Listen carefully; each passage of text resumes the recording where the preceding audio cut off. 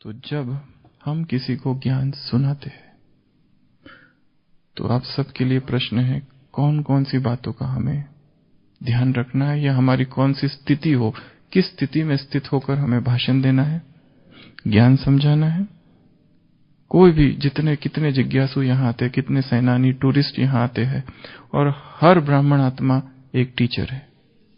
हर एक को कभी ना कभी किसी ना किसी को समझाना ही है। ये एकमात्र ऐसा विश्वविद्यालय है संसार में जहां हर एक लीडर है, यहाँ हर एक स्टूडेंट तो है ही, परंतु लीडर भी है, टीचर भी है, गुरु भी है। उसको सिखाना पड़ता है, गाइड है वो, कोच है वो, ट्यूटर है वो, उसको सिखाना पड़ता ही है, क्योंकि हमारे पास हजारों लोग आते हैं। सोचो जैसे हमारे पास एक ग्रुप आ गया, 100 लोग है, 50 लोग है या 10 लोग है।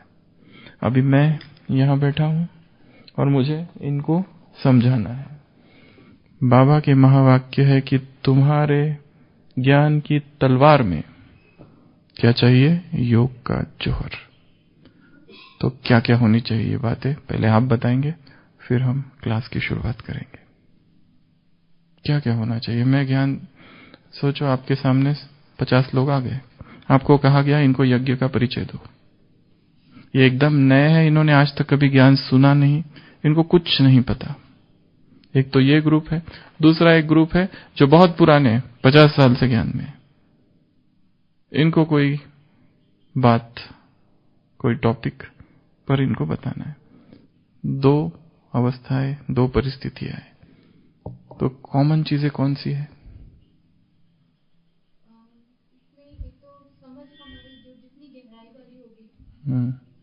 जितनी समझ गहराई वाली होगी,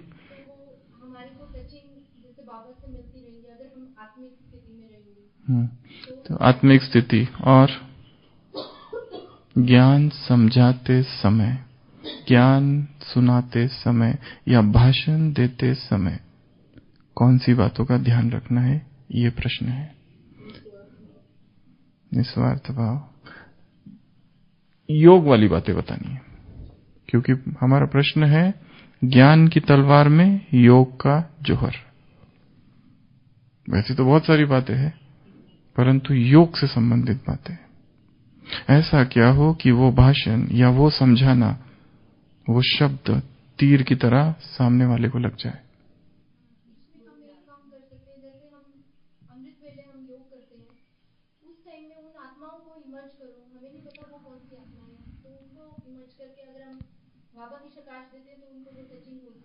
तो आधा काम ऊपर होना चाहिए, आधा नीचे। कोर्स यदि शाम को किसी को कराना है तो आधा कोर्स सूक्ष्म वतन में होना चाहिए, आधा स्थूल वतन में। और पहले बाबा का आह्वान करना बहुत अच्छी पॉइंट है। और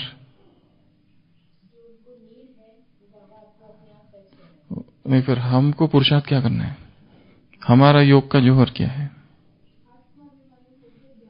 आत्माभिमानी और बाबा की याद में, और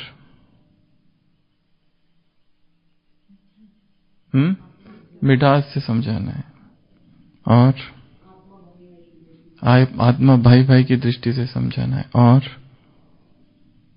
तो इस बहुत सारी बातें आपने कह दी, परंतु फिर भी हम ऐसी 12 बातें देखेंगे कि ये सभी हमको याद रखना है जब हम ज्ञान सुनाएं। सबसे पहले साइलेंस। यदि हमें पता है शाम को ऐसा ऐसा ग्रुप आने वाला है और जिनको हमें समझाना है, या यदि हमें पता है शाम को हमें भाषण करना है, अगर संभव है तो वो सारा दिन मौन में गुजरे। क्योंकि आत्मा जब मौन में रहती है और उस मौन का जब समापन होता है और बोलने का समय आता है, तब वो मौन शक्ति बन जाता है। और सोचो कोई बहुत बोल रहा है और फिर वापस ज्ञान, इसमें इतनी पावर नहीं रहती है। जितना हो सके मौन, हमें एक टॉपिक दिया गया है, जैसे कि योग का प्रयोग, ये टॉपिक है, इस पर बोलना है। जितना हो सके मौन में रहकर खुद ही उसका अभ्यास करना है। इससे पहले कि हम दूसरों को सिखाएं, हम स्वयं वो सीखें। क्योंकि मौन में ऊर्जा जमा होती है। इसके पहले भी एक दो बार बताया है, महात्मा गांधी के जीवन का वर्णन है कि वो जब साउथ अफ्रीका में थे, एक बार एक मठ में गए, एक आश्रम में गए, बहुत सारे सन्यासी थे और उनको एकदम आश्चर्य लगा कि यहां पर कोई कुछ बोल ही नहीं रहा है। तो उन्होंने पूछा मठाध्यक्ष से, ये क्या है? तो उन्होंने कहा, यहां सबका मौन व्रत है। कब तक? आजीवन। क्यों? वो मठाध्यक्ष कहता है, हम मनुष्य आत्माएं इतनी कमजोर है कि हमें यह भी तो नहीं पता बोलना क्या, बोलना नहीं क्या नहीं बोलना। इसलिए हमने इस आश्रम का नियम बनाया है कि जो भी आएगा उसे मौन रहना है। बस यही इस आश्रम का नियम है। तो महात्मा गांधी ने अपनी किसी एक आर्टिकल में लिखा, बाद में यंग इंडिया के जो संपादक थे, कि ये जब मैंने देखा तब मुझे पहली बार पता चला कि मौन का कितना महत्व है। शब्द मौन से जन्म दे,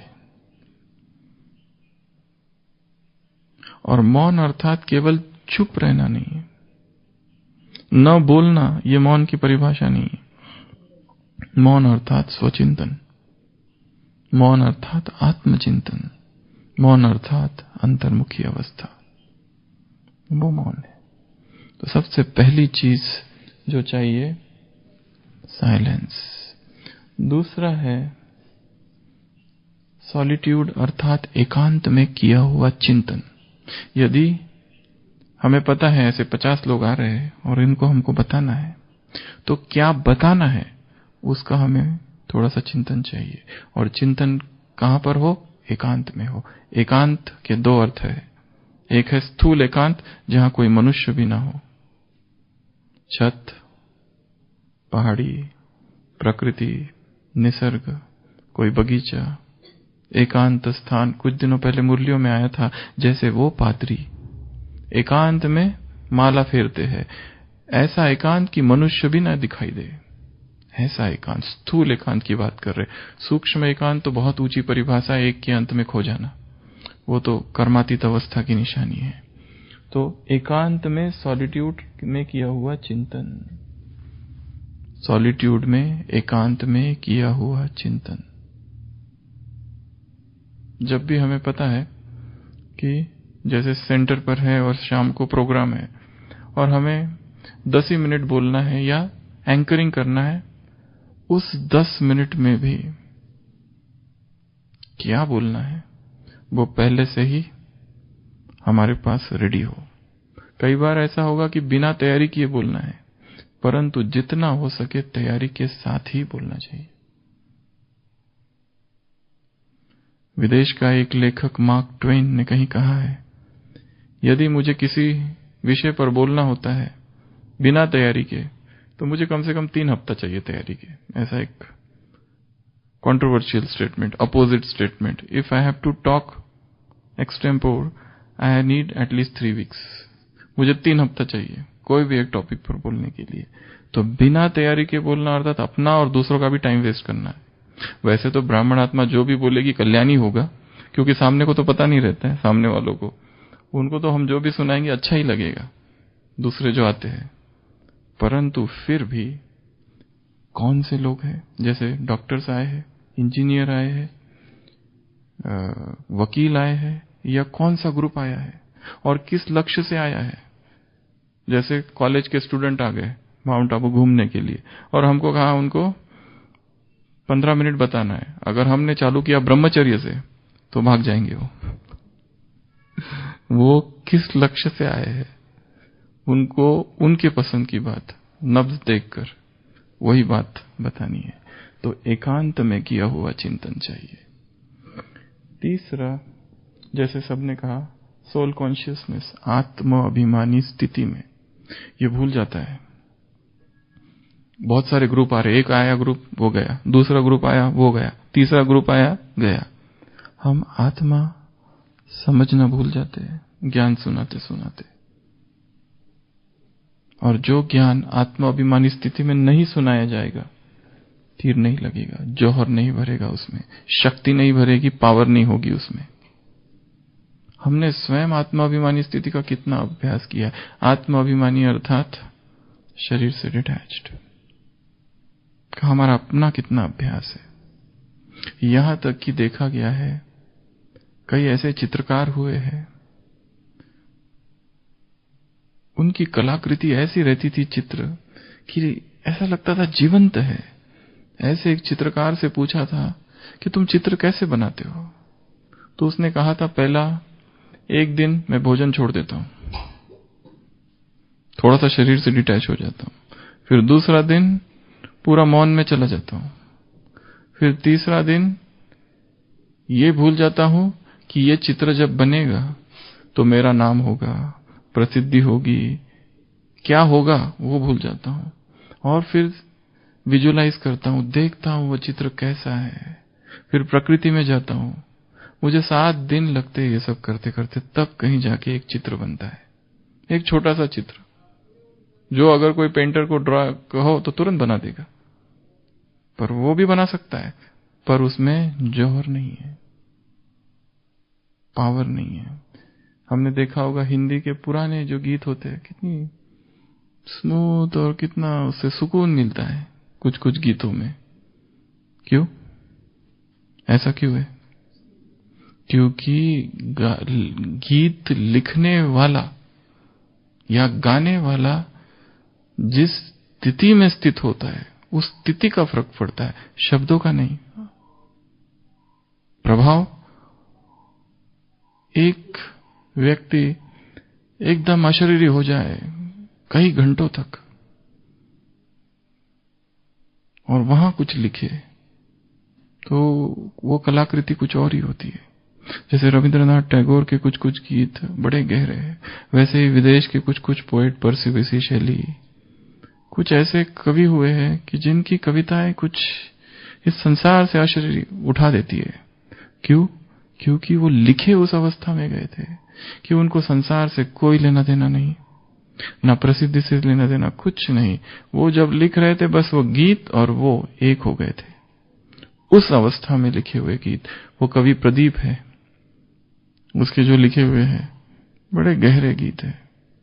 तो सोल कॉन्शियस अवस्था, आत्मा अभिमानी स्थिति में स्थित होकर ही फिर से अपने आप को याद दिलाना है।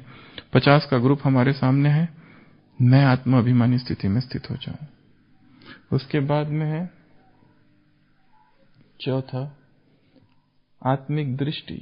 मैं आत्मा हूं और मेरे सामने जो भी बैठे हैं, जो भी खड़े हैं, ज्ञानी अज्ञानी कोई भी हो, ये सब आत्माएं हैं और सब भाई भाई है। और मैं जो सुना रहा हूं इन आत्माओं को सुना रहा हूं। जैसे बाबा जैसे ओम शांति भवन में आया हुआ है और सामने सुना रहा है, कैसे भाव से सुना रहा है? परमात्मा आत्माओं को सुना रहा है। कोई भी अव्यक्त वाणी का फर्स्ट पैराग्राफ, आज बाप दादा किसको मिलने आए हैं, कितने ऊंचे ऊंचे सम्मान है, बहुत हाई लेवल, हायर कॉन्शियसनेस, वो इनसे मिल रहा है। तो आत्मिक दृष्टि के साथ ही ज्ञान सुनाना है, तभी उस ज्ञान सुनाने में क्या भरेगा? जौहर भरेगा। उस तलवार में वो जो धारिया है वो बहुत तेज होगी। उसके बाद में है सुप्रीम सोल कॉन्शियसनेस, अर्थात बाबा की याद। कुछ दिनों पहले मुरली में आया था, सतयुग में तुम केवल आत्मा अभिमानी बनते हो, यहां तुम आत्मा अभिमानी भी हो और परमात्मा अभिमानी भी हो। तो बाबा का आह्वान करना, जब भी सुनाना है तुरंत उसका आह्वान करना, बाबा को याद करना और याद में सुनाना, तो जौहर भरेगा। कई बार दादियों को भी बाबा ने कहा था, छोटी छोटी कन्याएं और बड़े बड़े लोगों को ज्ञान सुनाना है। बाबा ने कहा तुम्हारे पास ऑथोरिटी है, तुमको किसी को डरने की आवश्यकता नहीं, क्योंकि तुम्हारे पास जो ज्ञान है किसी के पास भी नहीं है और बाबा तुम्हारे साथ है। तो उसको याद करके फिर सुनाना। उसके बाद है जो सुना रहे हैं उसका स्वरूप बनकर सुनाना। यदि हम समझा रहे हैं शांति के विषय में और सुनाने वाला खुद ही अशांत है तो क्या कहेंगे? सुनाने वाला खुद ही बेचैन है तो क्या कहेंगे? जैसे इसी यज्ञ का एक उदाहरण है। एक बहन कहीं सेमिनार करने गई और सभा में सारे लोग बैठे थे, बाहर के लोग, और उसने शुरुआत में ही कहा कि मैं अभी आपको बता रही हूं, क्लास से पहले सभी अपना मोबाइल बंद कर दे, किसी का भी मोबाइल बजना नहीं चाहिए। तो सबने अपने फटाफट पर्स बैग खोली और मोबाइल बंद किया। उसने अपना लेक्चर चालू किया और उसी का मोबाइल एकदम जोर से बज गया। अब क्या कहेंगे? क्या कहेंगे? ऐसा हुआ है? नहीं, पर चाहे टीचर हो या कोई हो, हमने खुद कहा है कि बिल्कुल ऐसा होना नहीं चाहिए और फिर हमारा ही बच गया। चलो, कहने वाले तो चुप बैठ गए होंगे, कुछ कहा नहीं होगा, परंतु हम स्वरूप जो हम सुना रहे उसका हम स्वरूप बन जाए और फिर ही सुनाए।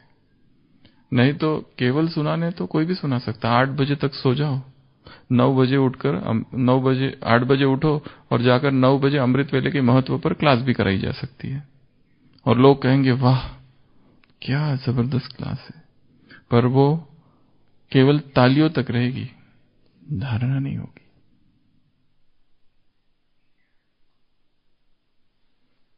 तो स्वरूप बनकर करना। उसके बाद अगला है सत्यता। जो हम सुनाए उसमें सत्य की ऑथोरिटी हो, पावर हो, और वो हमारे जीवन की धारणा से निकला हुआ हो। कोई उसको झुठला नहीं सकेगा। हमारे उदाहरण भी अपने ही जीवन के कुछ कुछ हो या ब्राह्मण आत्माओं के जीवन के, इतनी उसमें पावर होगी अगर सत्यता का उसमें बल होगा। तो अगर हम ही मॉडिफाई कर रहे, श्रीमत को अपनी मनमत मिक्स कर रहे या और कुछ डाल रहे और फिर सिखा रहे, तो उसका प्रभाव नहीं होगा। तो हमारे बोल में क्या हो? ट्रुथ, सत्यता। ऐसा नहीं कि हम अतिशयोक्ति करें। जैसे ये भी एक ब्राह्मणों की हल्की सी आदत है।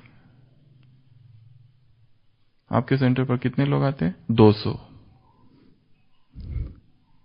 आते हैं, 100। कुमार कितने हैं? 50 है, 30। कुमारियां तो बहुत है। कहीं ना कहीं हम फैक्चुअल नहीं है, थोड़ा सा अतिशयोक्ति करके बड़ा चढ़ाकर ही बताते हैं। चाहे यज्ञ के बारे में, सेवा केंद्र के बारे में, अपनी सेवाओं के बारे में या यज्ञ के विस्तार के बारे में, ये सब करने की आवश्यकता नहीं है। सामने वाला सब देख चुका है, सब देख के आए। आजकल जो भी यहाँ लोग आते हैं, इंटरनेट पे पूरी इंफॉर्मेशन निकाल के फिर ही पहुंचते हैं यहाँ, सब उनको पता है। और मीडिया तो इतना विस्तार है कि हर बात की उनको जानकारी है। वो तो केवल कभी कभी परखने आते हैं बस कि आप लोग क्या कहते हो। इसलिए हमारे ज्ञान सुनाने में सत्यता हो, अतिशयोक्ति ना हो। लोग पढ़ लेते हैं, जान लेते हैं, समझ लेते हैं। अगर अतिशयोक्ति, एग्जैजरेशन है, बड़ा चढ़ाकर बता रहे हैं तो सत्यता। उसके बाद में हमारा जो स्पीच हो वो स्वीट हो। जैसे किसी ने कहा था, हमारा जो स्पीच हो वो धारा प्रवाह अर्थात फ्लुएंट हो, उसमें यदि वक्ता ही लड़खड़ा रहा है तो सुनने वाले को रस नहीं आता है। उसके उच्चारण में दोष है, उसके व्याकरण में दोष है, उसकी भाषा में दोष है। स्त्रीलिंग को पुल्लिंग कर देता है और पुल्लिंग को स्त्रीलिंग कर देता है। शिव बाबा आती है, ब्रह्मा बोलती है, कई लोग बोलते हैं ऐसा मजा आता है सुनने में परंतु भाषा, क्योंकि ये भी एक इंपॉर्टेंट फैक्टर है, क्योंकि 100 लोग आए हैं, हमको उनको सुनाना है और हम अटक अटक के बोल रहे हैं, या फिर कभी ऐसे बोल रहे हैं कि अरे 1 मिनट मुझे याद नहीं आ रहा है कितना है, तो सामने वाला कुछ और सोचेगा। जो बातें पता ही नहीं उसको लाना ही नहीं है बीच में, जिस बात के बारे में पूरा ज्ञान नहीं है। तो अगला पॉइंट है संपूर्ण ज्ञान। जिस विषय पर हम बोलने वाले हैं उस विषय पे 10 लोग मिलके कोई प्रश्न पूछ सकते हैं, ऐसा क्यों, वैसा क्यों, तुमने सृष्टि चक्र में जैन धर्म कहाँ है, कुछ भी प्रश्न पूछ सकते हैं और सभा के बीच में पूछ सकते हैं, तुम ऐसा क्यों करते हो, तुम वैसा क्यों करते हो, वेदों का क्या हुआ, आज की मुरली में है ना बहुत सारे प्रश्नों के लिए तैयार रहना है। अर्थात कुछ भी ज्ञान देने से पहले हमारे पास संपूर्ण ज्ञान हो। यदि हम यज्ञ का परिचय दे रहे तो यज्ञ का संपूर्ण परिचय, यदि हम ओम शांति भवन समझा रहे तो उसकी कैपेसिटी कितनी है, वो कब बना था, उसमें क्या क्या फैसिलिटीज है, उसमें क्या क्या प्रोग्राम होते हैं, वहां पहले क्या होता था, अब क्या होता है, ये सारी बातें हमको पता चाहिए। यज्ञ का परिचय दे रहे हैं, कितने डिपार्टमेंट्स है मधुबन में, कितने लोग मधुबन में परमानेंट निवासी है, कितने सेवाधारी है, कितनों का भोजन बनता है, ये सारी जनरल नॉलेज की बातें हैं। परंतु यदि हम परिचय दे रहे हैं तो ये भी हमारे पास चाहिए। ये सारी जो चीजें चाहिए ही चाहिए, पर ये भी चाहिए कितने हम फैक्चुअल, जिसको कहते हैं एक्यूरेट है अपनी ज्ञान में, अपने डिपार्टमेंट के बारे में सारी बातें प्रॉपर पता चाहिए। तो ये भी एक इंपॉर्टेंट फैक्टर है कि जब हम ज्ञान सुनाए तो संपूर्ण ज्ञान हमारे पास चाहिए, और वो सुनाते सुनाते सुनाते सुनाते आएगा, धीरे धीरे धीरे धीरे आएगा, एकदम तो नहीं आएगा, धीरे धीरे आएगा। कोई पूछे तुम्हारे कितने विंग्स है और मैं किस विंग में आ सकता हूं, तो हम उसको गाइड कर सके कि हमारे यज्ञ में ऐसे विंग्स है और आप इसमें आ सकते हो। कोई पूछे स्पार्क कहाँ है, कोई कहे मुझे नहीं पता स्पार्क भी क्या होता है, हमको कोई लेना देना, हम तो अपना ज्ञान योग में बिजी है। ऐसे नहीं चलेगा, हमें पता चाहिए कौन सी चीजें कहाँ है। संपूर्ण ज्ञान हमारे पास होना चाहिए। उसके बाद है शोइंग रिस्पेक्ट एंड कंपैशन, रहमदिल और सम्मान। ऐसा नहीं कि तुमको कुछ पता नहीं, मैं समझाता हूं तुमको आत्मा क्या है, परमात्मा क्या है। अज्ञानी कहीं के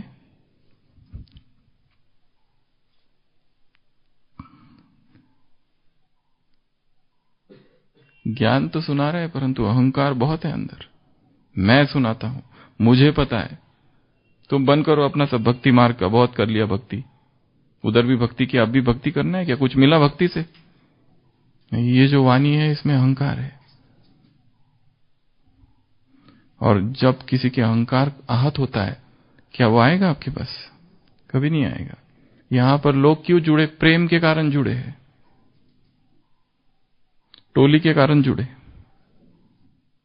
ब्रह्मा भोजन के कारण जुड़े। उनको सीधा अगर समझाओ ज्ञान तो कौन एक्सेप्ट करेगा? ऐसे कोई कुछ ही आत्माएं होंगे जो इंटेलेक्चुअल है। आधे से ज्यादा जो जुड़े हैं वो प्रेम के कारण आए, भावना के कारण आए हैं।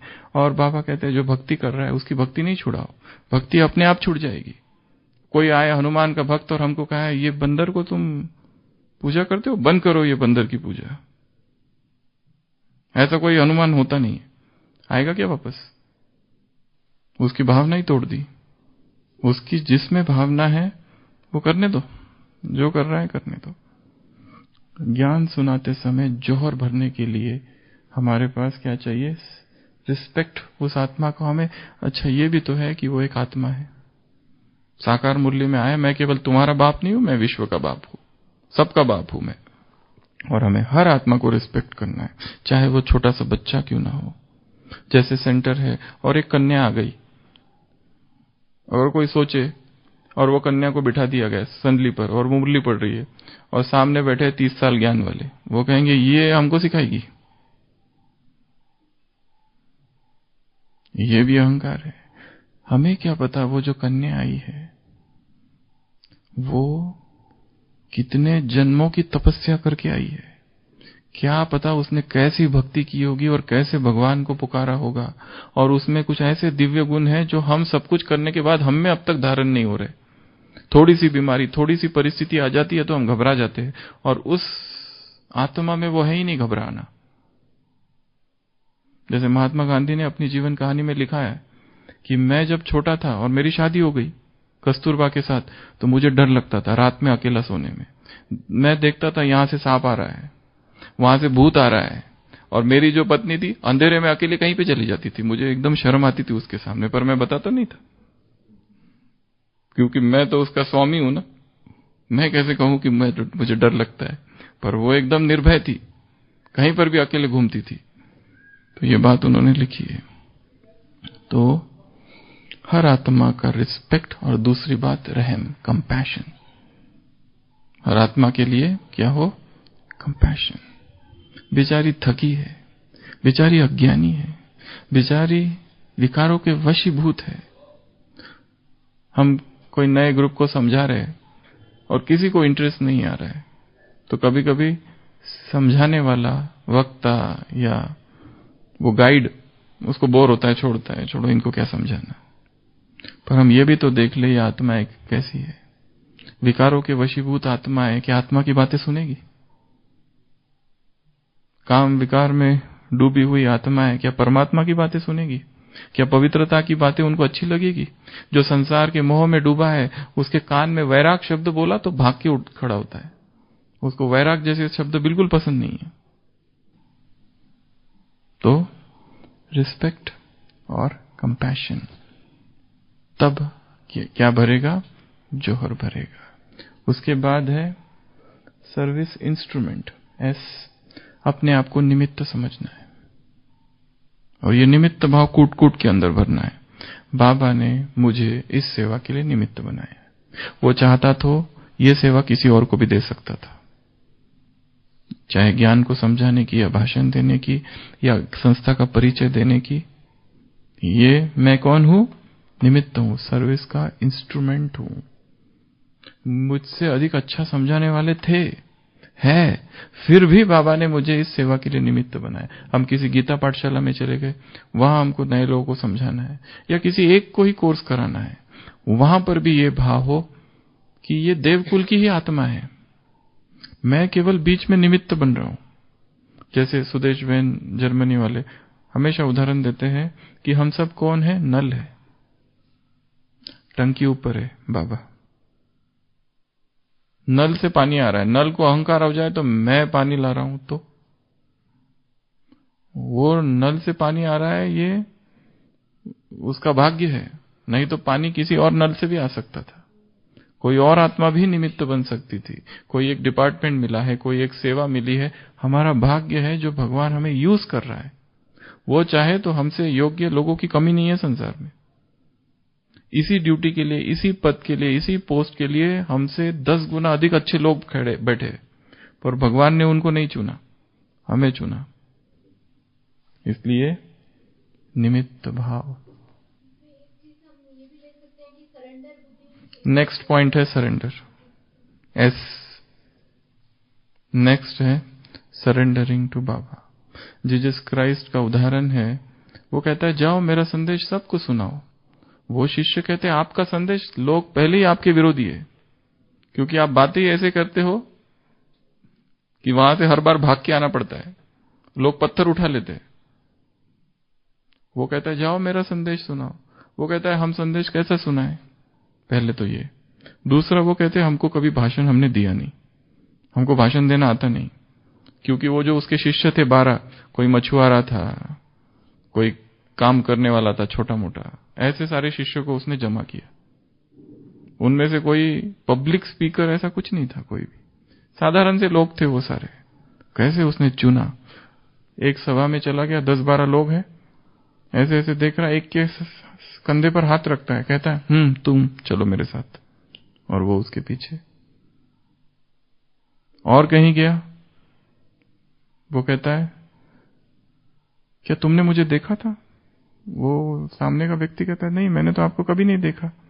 वो कहता है याद करो, एक बार तुम वो एक झाड़ के नीचे बैठे थे, तुमको एक ज्योति का साक्षात्कार हुआ था, याद आया?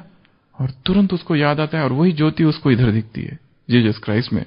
वो कहता है कम फॉलो मी, उसके पीछे। ये जो फॉलो शब्द आया ना, मुरलियों में आता है फॉलो फादर, फॉलो फादर, ये शब्द बाइबल में है, follow me, follow me, follow me. तो वो दिखाया है उसमें कि वो अपने शिष्यों से कहता है भाषण दो या संदेश दो परमात्मा का सबको। वो कहते हैं हमें नहीं पता हम क्या बोलेंगे। एक बहुत पावरफुल स्टेटमेंट है बाइबल में, तुम जाकर केवल खड़े हो जाओ और समर्पित कर दो अपने आप को। It shall be given unto you at that hour what to speak. तुम्हें दिया जाएगा, तुम्हें क्या बोलना है, उस पल तुमको दिया जाएगा। ऊपर से आएगा तुम्हें क्या बोलना है, तुम्हें अपनी बुद्धि चलाने की आवश्यकता नहीं, केवल क्या कर दो, सरेंडर कर दो। तो जब भी सरेंडर कर देंगे तब बाबा की मदद आएगी, अपने आप आएगी। तब उस ज्ञान सुनाने में क्या भर जाएगा, जौहर भरेगा, योग का जौहर, ज्ञान तलवार में। और ये सारी जो बातें बताई, इसमें एक चीज ऐड कर देनी है, सटल वर्ल्ड, सूक्ष्म वतन। जैसे किसी ने कहा था, हमको पता है 5 बजे हमने एक भाई को बुलाया है कोर्स करने के लिए, तो उसको क्या करना है, अमृत वेला ही उस भाई को इमर्ज करना है और उसको आत्मा देखना है और उसकी स्मृतियां जागृत करनी है कि हे देवकुल की आत्माएं उठो जागो। वहीं उसको आधा कोर्स सूक्ष्म वतन में हो और आधा फिर जब जो शाम को आएगा तब उनको थोड़ा सा बता दो। और कोर्स कराते समय भी बहुत ज्यादा ज्ञान नहीं सुनाना है, अनुभव ज्यादा कराना है। जैसे पहला पार्ट है आत्मा का, थोड़ा सा उसको बता दिया, उसको बोलो अब बैठो, और उसको शक्तिशाली दृष्टि देके कोई सॉफ्ट म्यूजिक लगा के आत्माभिमानी स्थिति में स्थित करा दो, उसको अनुभव कराओ कि मैं आत्मा हूं। सेकंड चैप्टर परमात्मा का, उसको अनुभव कराओ कि भगवान की किरणें तुम्हें मिल रही है, भगवान का आशीर्वाद तुम्हें मिल रहा है। सेकंड चैप्टर, एक एक जो कोर्स का चैप्टर है अनुभव कराना उसको। तो ये सब कराने के लिए क्या चाहिए, काम कहां होना चाहिए, सूक्ष्म वतन में होना चाहिए। तो आधा काम सूक्ष्म वतन में, आधा काम नीचे। तो ऐसी ये कुछ बातें हैं है तो कहने को कितनी हो गई, 10 12 सबकी अलग अलग कैसे हो गई तो ये सारी बातें हमारी बुद्धि में हो जब भी हमें ज्ञान सुनाना है, भाषण कराना है। फिर से एक बार रिवाइज करते हैं। सबसे पहला साइलेंस, साइलेंस पावर को जमा करना है, टुकड़ा टुकड़ा साइलेंस, किश्तों में साइलेंस जमा करना है। किसी को एकदम साइलेंस मिल जाए ऐसा नहीं हो सकता, क्योंकि सेवाएं भी बहुत है। थोड़ा थोड़ा साइलेंस, बीच बीच में साइलेंस। हम हॉस्पिटल में रहते, एक पेशेंट गया दूसरा आना है, उसके बीच में थोड़ा साइलेंस है, वो भी जमा होना है। ऐसा अभ्यास करते हैं कि जैसे इसमें साइलेंस जमा हो जाए थोड़ा सा। दूसरा, एकांत में चिंतन, सॉलिट्यूड चिंतन। एकांत में क्या करना है, जो भी विषय पर बोलना है एकांत में जाकर उसके, ऐसे नहीं कि खाली जैसे हमें कोई मुरली रिवाइज करनी है, या फिर कोई ज्ञान की टॉपिक या कोई पॉइंट सुनानी है, या किसी की समस्या के बारे में। हाँ, और एक चीज है, एक भाई हमको कहता है कि भाई साहब आपके पास मुझे मिलना है, शाम को आने वाला हूं। ठीक है, आपको कोई भी आएगा, हमें पता है ये आने वाला है, हमें ये नहीं पता उसकी समस्या क्या है, पर हमें ये तो पता है उसकी समस्या है, वो दुखी है, ब्राह्मण है, बाबा को उसने पहचाना है, जाना है, उसको अमृत वेला प्रकाश दे देनी है, उसको उसके प्रश्न का उत्तर वाइब्रेशंस के द्वारा दे देना है। तो एकांत। तीसरा बताया आत्म अभिमानी स्थिति। जब भी सुनाओ ज्ञान, बीच बीच में अपने आप को आत्मा समझ लेना। उसके बाद में आत्मिक दृष्टि, ये सब और एक अभ्यास इसमें है कि नए लोग आए हैं 50, हम ये सोचे कि ये सब देवकुल की आत्माएं हैं, ये सब सतयुग में आने वाली आत्माएं हैं, इनको मैं केवल इसलिए सुना रहा हूं जागरण के लिए, बस ये सब देवकुल की ही आत्माएं हैं। तो आत्मिक दृष्टि का अभ्यास। उसके बाद में परमात्मा सुप्रीम सोल कॉन्शियसनेस, बाबा का आह्वान करना, बाबा को याद करना, बाबा को कहना आप जो सुनाना है आप ही सुनाओ, मुझे तो पता नहीं क्या सुनाना है, आप आ जाओ। बाबा वो भी कहता है ना, कोई बुद्धू होता है तो मैं क्या करता हूं, प्रवेश करता हूं। बाबा को करना वो बुद्धू मैं ही हूं, अब आपको आना पड़ेगा क्योंकि मुझे पता नहीं इनको बताना क्या है और इनको चाहिए क्या। मैं तो अपनी तैयारी करके जा रहा हूं, पर जो मैं तैयारी कर रहा हूं शायद उनको वो चाहिए ही नहीं, उनको अपना कुछ और चाहिए। तो परमात्मा अभिमानी। उसके बाद में छठवा वो हो गया, स्वरूप बनकर ज्ञान सुनाना है, उनको स्वरूप बनकर सिखाना है, जो भी हम बताएं उसके हम स्वयं स्वरूप हो। उसके बाद में सातवां सत्यता हो। ऐसा नहीं इधर उधर की बातें गपोड़े नहीं लगाने, यहां ऐसा भी है वहां वैसा भी है और हमको पता ही नहीं उसके बारे में क्या है, और हम ऐसे ही बोल दे रहे अपना थोड़ा सा इंप्रेशन बनाने के लिए। थोड़ा सा ज्यादा ही बताने की आदत है ब्राह्मणों को, थोड़ा सा मिर्च मसाला लगा के, ताकि वो थोड़ा इंप्रेस हो जाए। लोग इंप्रेस ना हमारे पर्दों से होंगे, लोग इंप्रेस ना हमारे हॉल से होंगे, ना लोग इंप्रेस हमारी बाहर की केवल स्वच्छता से नहीं होंगे, लोग जो इंप्रेस होंगे रियली वो हमारी आंतरिक प्यूरिटी से, आंतरिक तपस्या से और धारणाओं से। बाहर का जो खुश हो रहे वो तो वो दूसरी जगह भी जाते हैं, वहां पर भी वही कहते हैं यहाँ बहुत अच्छा है, यहाँ बहुत, कोई आश्रम में गए, कोई मठ में गए, कहेंगे वाह वाह वाह बहुत अच्छी क्लीनलीनेस है, यहां पर भी वही कहेंगे। पर परिवर्तन क्या हो रहा है उससे? कुछ भी नहीं, जीरो। परिवर्तन जो होगा वो यहां काम करने वाले लोगों की धारणाओं से होगा।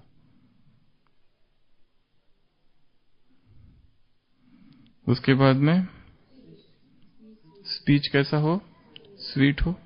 स्पीच कैसा हो? स्मूथ भी हो, धारा प्रवाह कहते हैं, इलॉक्वेंट, फॉल्टलेस, उसमें ग्रामर, उसमें उच्चारण स्पष्ट हो, मिस्टेक्स ना हो।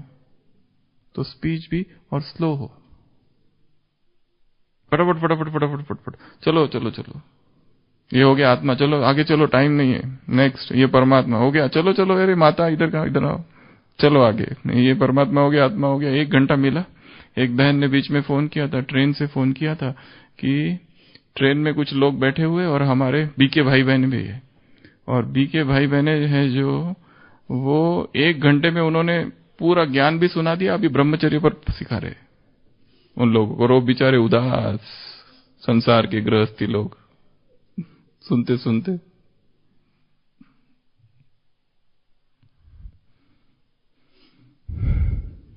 तो कौन सी पॉइंट थी? स्पीच। उसके बाद में संपूर्ण ज्ञान, हमारे पास फुल इंफॉर्मेशन निकालनी है, जो चीजें हमें पता नहीं उसके बारे में बोलना ही नहीं है। नहीं तो हम बोल देंगे हाँ इस संस्था में 25 लाख लोग जुड़े हुए, वो ढूंढेगा इंटरनेट पे जाके, जो हमको पता ही नहीं, हम क्यों बोले उसके बारे में, कितने लोग जुड़े हैं, कौन से अवार्ड्स यज्ञ को मिले हैं, इधर उधर के जोड़ के बता दिए, ये भी नहीं चलेगा। और बीच में एक बार जयंती बहन ने शायद, हमें पता नहीं, कि कहा था कि ये बात पब्लिक स्पीचेस में न बोले, पर फिर भी सब लोग बोलते हैं कि दादी जान की most stable mind in the world.